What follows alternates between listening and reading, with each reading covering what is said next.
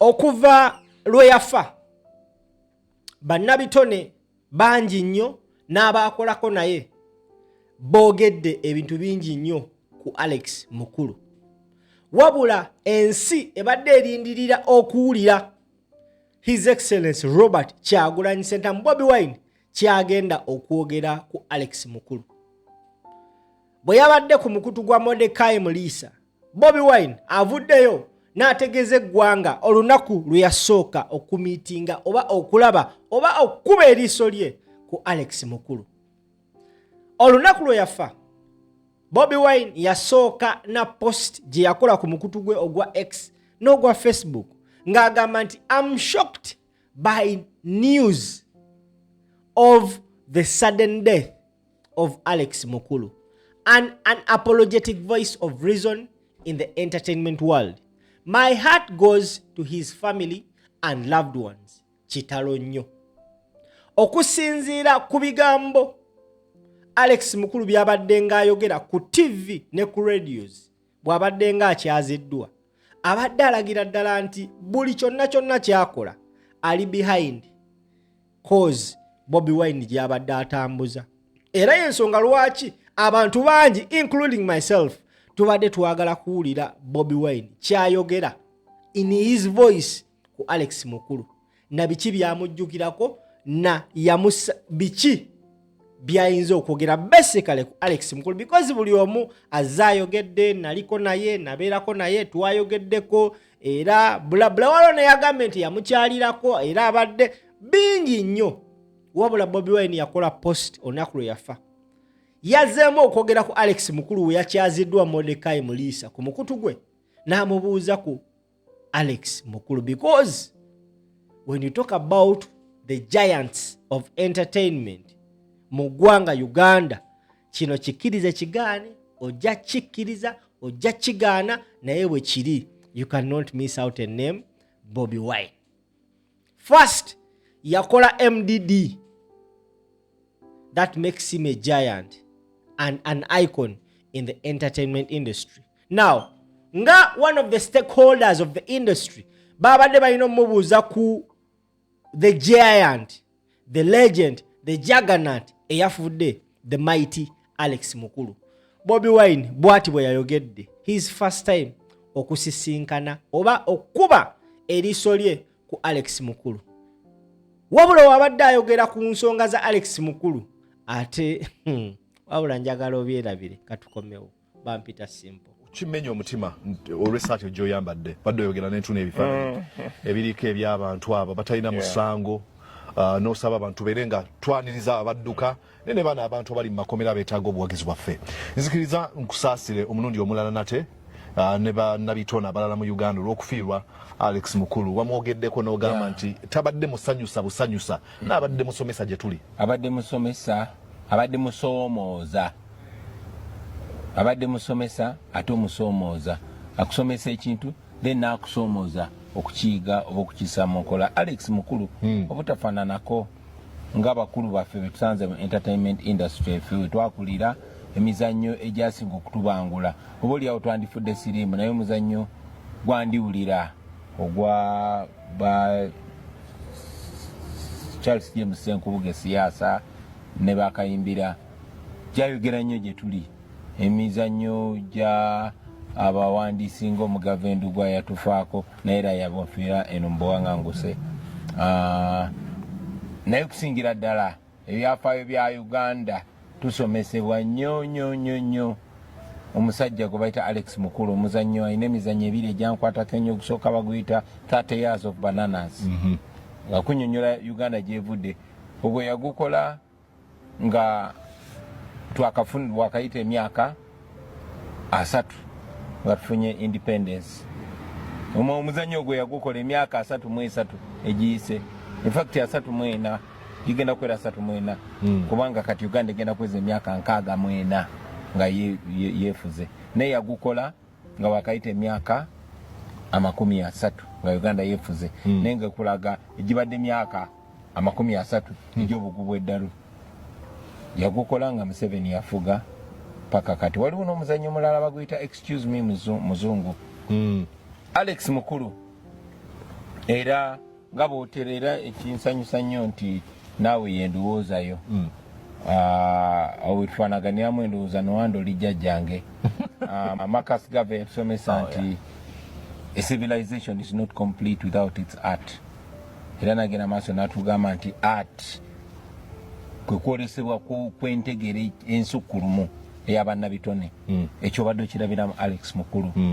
Alex Mukulu ng'ategeera ate nga takkiriza bantu balala mutegeerera.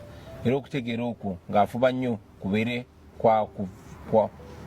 kwa kuganyulwa eri abantu abalala.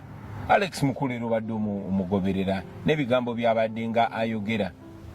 Y'omu mbadde nkugamba nti tukuze nga waliwo bannabitone betulabirako ekyennaku era ekyenyamiza bannabitone abo baasirisibwa abalala bataasirisibwa ate ne bakozesebwa okusiruwaza abantu. Bannakyemali abadde nga bakikozesa nnyo Mordecai kuva mu mirembe gy'aba Mobutu Sese Seko. Mobutu Sese Seko Nakyemalire yanyagulula Congo. Congo yensi esinga obugagga mu nsi yonna, naye abakongo be bantu abasinga obwavu mu nsi yonna. Lwaki? Kubanga abakulembeze baabo n'abantu tebabalabanga ba citizen, naye babalabanga kyamaguzi. Mobutu Sese Seko yamanya nti Congo era yensi esinga abantu abaali talented mu music ne art. Naye biseera ebyo ba Pepe Kale, ba Papa Wemba, ba Franco n'abalala bawiro nno bapya ba Franco n'abalala mu kifo ky'okozesa ati waabwe okusitula embeera n'okwogera ku mbeera y'abantu baabwe, okukyusa embeera abantu baabwe gye baalimu. Bakozesebwa kuyimba kuwaana Mobutu. Okitegeera Mobutu Sese Seko bayimbanga ennyimba nga bawaana omukulembeze Nakyemalire yali anyaga Congo, Mobutu Sese Seko. Era omulembe ogwo ne gufa bwe gutyo. Tovola mu mulembe ogwo okujjako okuzinira ku nnyimba naye tewali kye baayogera eri bantu. Ogwo mulembe ne gugenda bwe gutyo mpaka Congo bwe yakyusaamuko ku mukulembeze. Naye bo omulimu gwabwe gwalinga gwakweyagala kugenda nga France na kuchakala na kudda na kwambala ngoye za mulembe.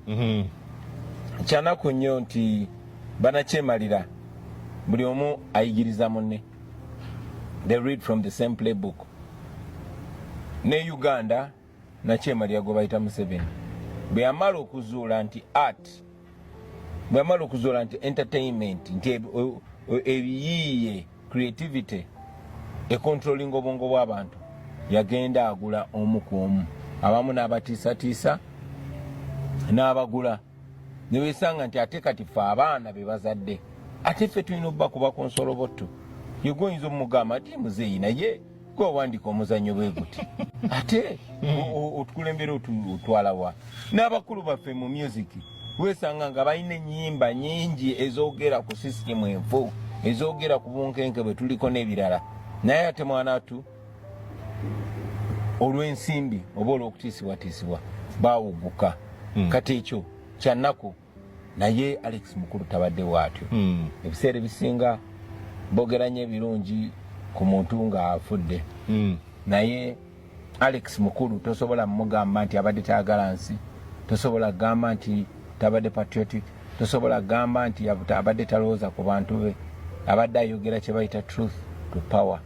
Era okufaananako ng'abanabitone ba Okot Bibitek, okufaananako n'abantu abawandiisi b'emizannyo nga Byron Kawadwa bwe baatemula mu mulembe gwa Amin, okufaananako n'abantu nga Fire Lutaaya, Alex Mukulu tumuwa nnyo ekitiibwa nnyo nnyo nnyo nnyo nnyo, era tujja mufiirwa. Pozi ekyenjogera ku Alex Mukulu namulabako nga ndi bebi ku ssomero ewaffe mu kyalo 1989. Wali tonazaalibwa clearly. Omwaka gwe gumufiire gwe yafa. Yajja twali bwana buto naye bwe bwana buli mu P1 bwe bajja yajja ku parade ye Kasaka ewaffe nga ayambadde ka tracksuit n'agamba good evening everyone batuyitana mu class nga fire utayaze yenze Alex Mukulu nga muvubuka mutototo ayambadde tracksuit nga faanana bulungi nnyo. Eventually n'addamu n'ensoma n'omwana kusomera Lubiri ng'afaanana nga Alex Mukulu. Eventually namanya ali mutabani wa Alex Mukulu. Okay. So tufiiriddwa nnyo. Yeah, tufiiriddwa nnyo nsaasira family ya Alex Mukulu, mwanyinaffe Gwendolyn Mukulu, ne muganda waffe mutabani wa Alex Mukulu n'ab'enjuye bonna ne bannabitone byonna ne Uganda yonna tufiiriddwa nno Mordecai era. All right, that is Robert Kyagulanyi Ssentamu Bobi Wine. Buli omu abadde alindiridde wulira statement ya Bobi Wine ku Alex Mukulu kubanga tasobola kati kikweka.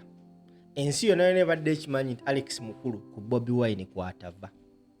Ensi yonna yonna ebadde ekimanyi nti Alex Mukulu abadde tayagala regime eno.